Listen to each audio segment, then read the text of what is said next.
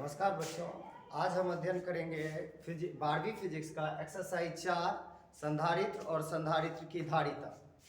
तो संधारित्र और संधारित्र की धारिता को जब हम पढ़ते हैं तो सबसे पहले हमें यह पता होना चाहिए कि संधारित्र की धारिता क्या होती है। तो मेरा आज का टॉपिक संधारित्र की धारिता ही होगी। जैसे कि हम लोग जानते हैं कि यदि किसी कंडक्टर मटेरियल में, यह हमारा एक कंडक्टर मटेरियल है, यदि इस कंडक्टर मटेरियल में हमने पॉजिटिव क्यू चार्ज दिया है तो कंडक्टर मटेरियल में जैसे ही हमने चार्ज देना होता है तो वैसे ही इसके विभव के मान में बढ़ोतरी होती चली जाती है। इसके विभव के मान में बढ़ोतरी होती चली जाती है। जितना ज़्यादा हम चार्ज देंगे इस कंडक्टर मटेरियल में उतना ज़्यादा इसके विभव का मान होगा। यानी हम कह सकते हैं कि जो चार्ज दिए हैं हम कंडक्टर मटेरियल को, वह चार्ज डायरेक्टली प्रोपोर्शनल होता है उसके विभव का। यानी कंडक्टर मटेरियल में जब आप चार्ज देते हो तो इसके इलेक्ट्रिक पोटेंशियल के मान में बढ़ोतरी होते चला जाता है। जैसे ही प्रोपोर्शनल हमको हटाना होता है तो इक्वल करके कांस्टेंट C इंटू V डालते हैं। C जो कि कांस्टेंट है, इसी को हम लोग कहेंगे संधारित्र की धारिता। तो C बराबर हमारा हो जाएगा Q अपॉन V। C बराबर हमारा क्या हो जाएगा? Q upon V। अगर हम इसके SI यूनिट की बात करें तो इसके SI यूनिट जो होते हैं, चूंकि आवेश का SI यूनिट होता है, संधारित्र की SI यूनिट की बात करें, संधारित्र की SI यूनिट की बात करें, SI यूनिट की, तो चूंकि संधारित्र की SI यूनिट कूलम, चार्ज का SI यूनिट कूलम होता है, कूलम, और पोटेंशियल का SI यूनिट वोल्ट होता है। तो हम कह सकते हैं कि संधारित्र का SI यूनिट, संधारित्र का SI यूनिट कूलम प्रति वोल्ट होता है।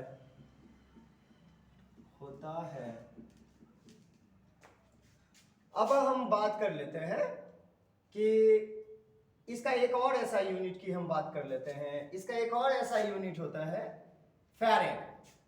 तो हम कह सकते हैं संधारित्र की एक और ऐसा यूनिट, संधारित्र की एक और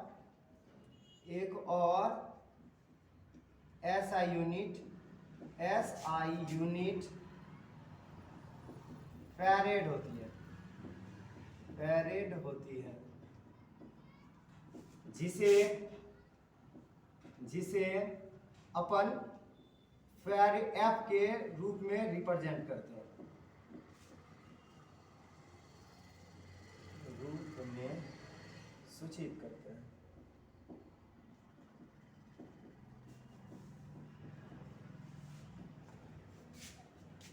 अब हम जानेंगे कि एक फैरेड क्या होता है।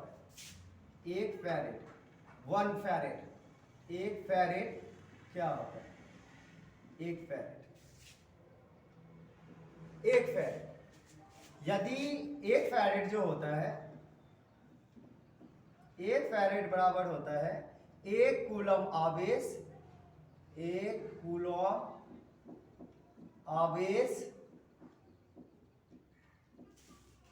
बटा 1 वोल्ट विभव। एक फैरेड का मान जो होता है 1 कूलम आवेश और बटे 1 वोल्ट विभव होता है। एक फैरेड को अगर हम डिफाइन करना चाहें तो हम यह कह सकते हैं कि यदि किसी कंडक्टर मटेरियल में 1 कूलम आवेश दिया जाता है, इस कंडक्टर मटेरियल में 1 कूलम आवेश दिया जाता है, यानी किसी कंडक्टर मटेरियल में 1 कूलम आवेश दिया जाता है, तो उसके धारिता के मान में 1 वोल्ट विभव की बढ़ोतरी हो जाती है, तो उसे एक फैरेड कहा जाता है। अतः हम कह सकते हैं धारिता बराबर 1 फैरेड। अगर हम इसके CGS पद्धति में बात करें, CGS पद्धति में सीजीएस पद्धति में संधारित्र की धारिता का मात्रक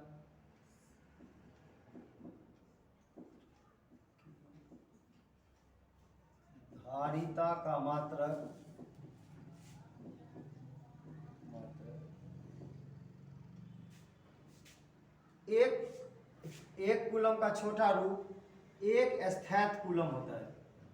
एक स्थैत कूलम एक वोल्ट का छोटा मान एक स्थैत वोल्ट होता है, बराबर हम इसको कह सकते हैं एक स्थैत फैरेड। एक स्थैत फैरेड यानी हम कह सकते हैं सीजीएस पद्धति में संधारित्र की धारिता का मात्रक जो होता है स्थैत फैरेड होता है। यानी हम इसको कह सकते हैं संधारित्र सीजीएस पद्धति में संधारित्र की जो मात्रक होती है स्थैत फैरेड होती है। इसे एसटी एफ से सूचित करते हैं। तो इसे आप राइट डाउन कर लीजिए।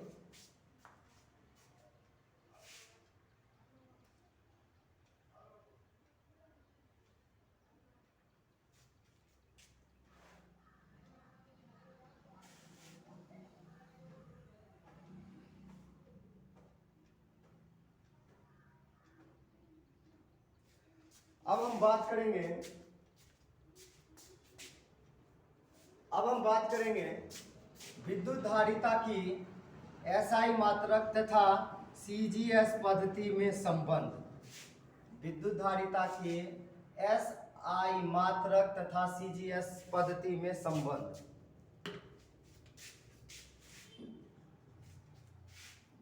की धारिता के एसआई मात्रक एसआई यूनिट तथा सीजीएस यूनिट में संबंध।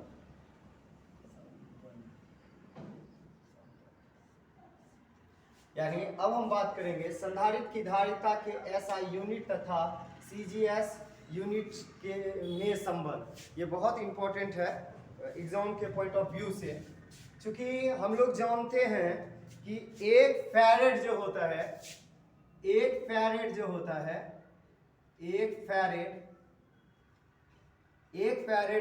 है एक स्थैत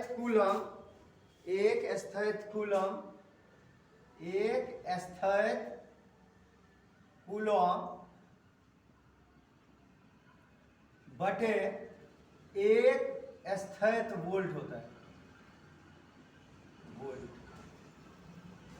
अब एक फैरेड को हम 1F लिख सकते हैं। एक स्थैत कूलम में 3 गुना 10 की घात 9 कूलम आवेश होता है। 3 गुना 10 पर की घात 9 स्थैत कूलम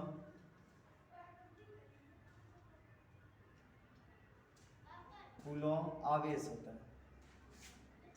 और एक स्थैत वोल्ट में 1/300 स्थैत वोल्ट होता है।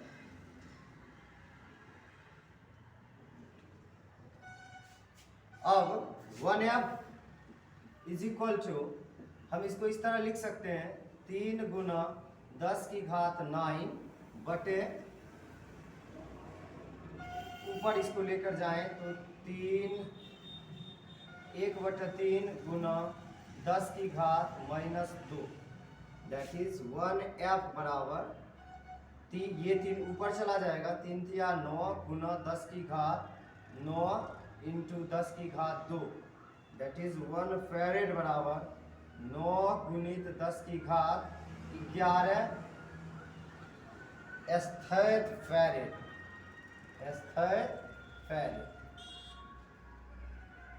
यानी एक फैरेड का जो मान होता है 9 × 10⁻11 स्थैत फैरेड होता है।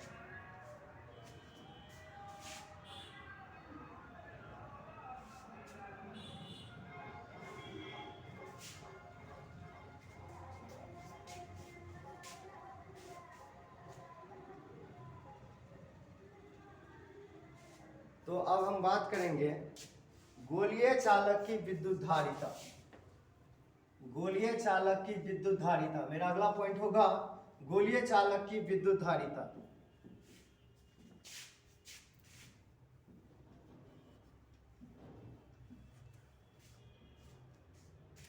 गोलीय चालक की विद्युत धारिता, हम मान लेते हैं कि R त्रिज्या का हमारे पास कोई खोखला गोला है, R त्रिज्या का O केंद्र वाला कोई खोखला गोला है।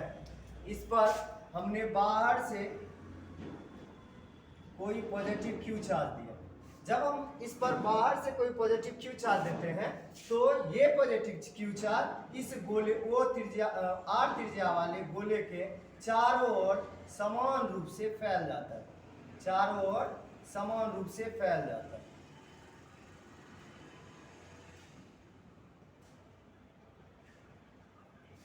तो अगर ये चारों ओर से फैल रहा है तो कहीं ना कहीं इसका विद्युत क्षेत्र भी होगा। तो मैंने इस एरो को जो दिया है इसके विद्युत क्षेत्र को बताया है। अब हम मान लेते हैं कि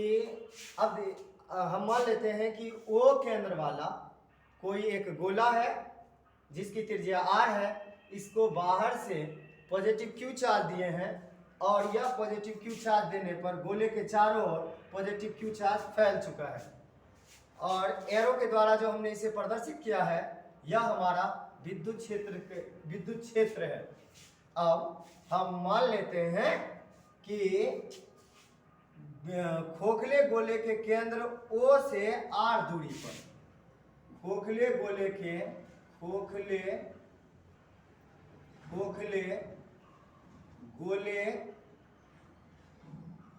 केंद्र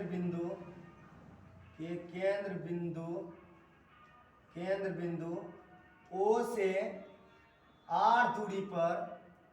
R दूरी पर विद्युत विभव का मान,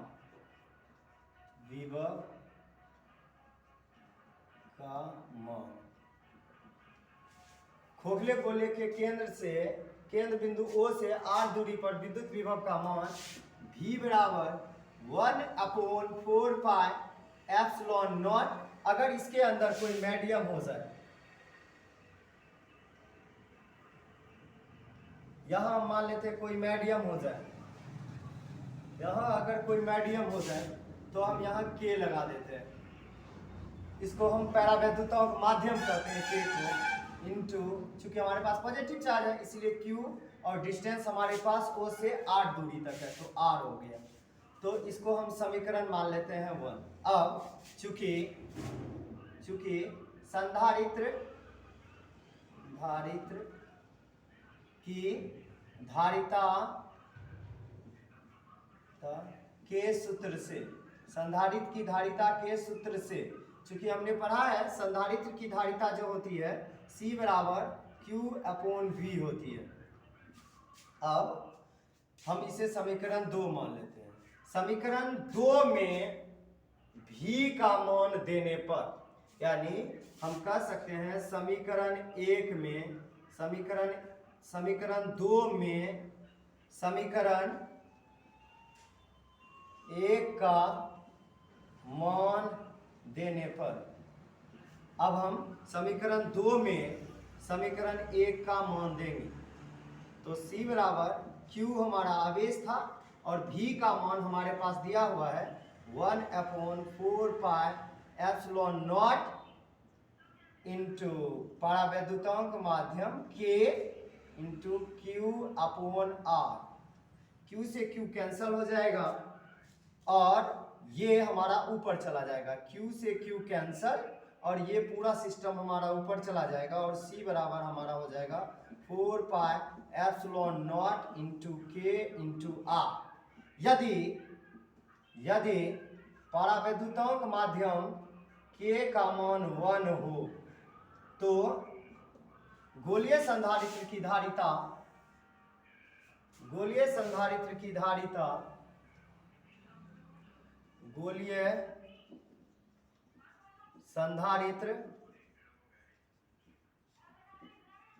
धारिता धारिता C बराबर 4 pi epsilon not into K into R है, तो C बराबर हो जाएगा 4 पाई एप्सिलॉन नॉट इंटू, चूंकि K का मान 1 हमने माना है R, तो C बराबर हमारा हो जाएगा 4 pi epsilon not into R। यही हमारा गोलीय संधारित्र की धारिता का फॉर्मूला है। तो हम यह जो हमारा पॉइंट बिंदु है गोलीय संधारित्र की धारिता, गोलीय संधारित्र की धारिता,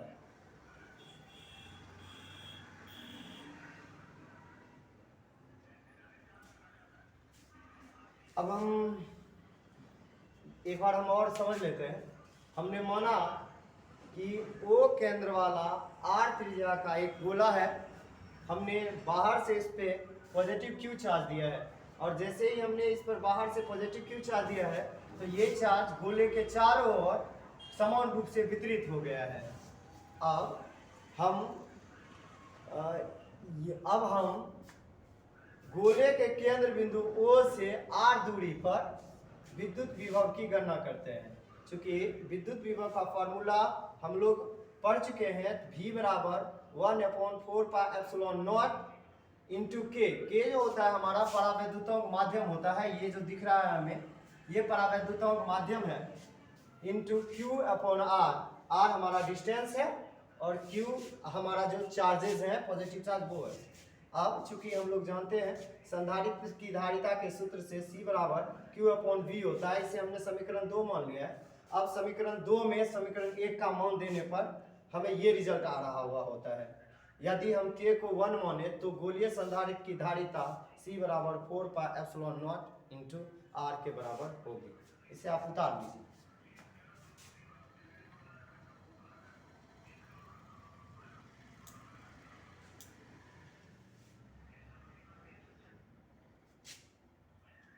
हम अब एक न्यूमेरिकल कर लेते हैं।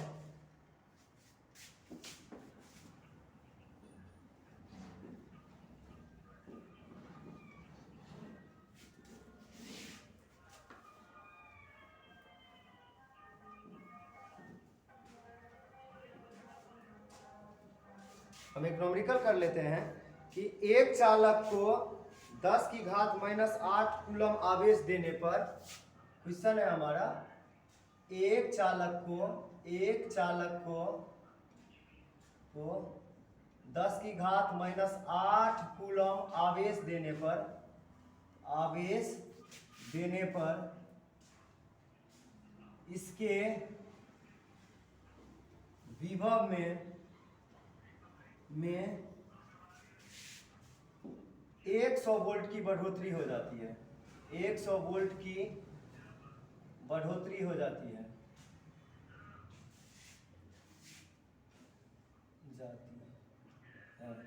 तो चालक की धारिता ज्ञात करें। चालक की धारिता ज्ञात करें।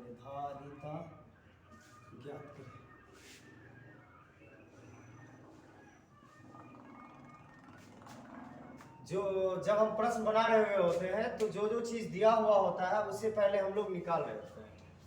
कहता है एक चालक को, मान लेते हैं हमारे पास ये चालक है, इस पर हमने 10 की घात -8 कूलम आवेश दिया है, तो इसके विभव में जो बढ़ोतरी हुआ है 100 वोल्ट हुआ है। यानी हमारे पास Q का जो मान है वो 10 की घात -8 कूलम है और विभव का मान जो है 100 वोल्ट है। चूंकि संधारित्र की धारिता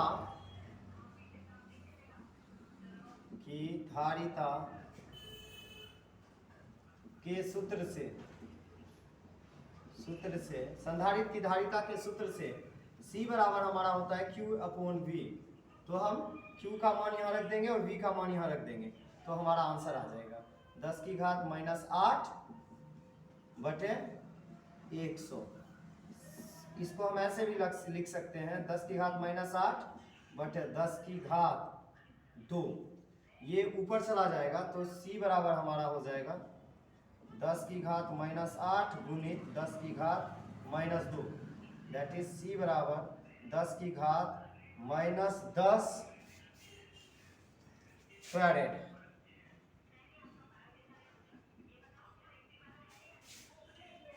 थैंक यू।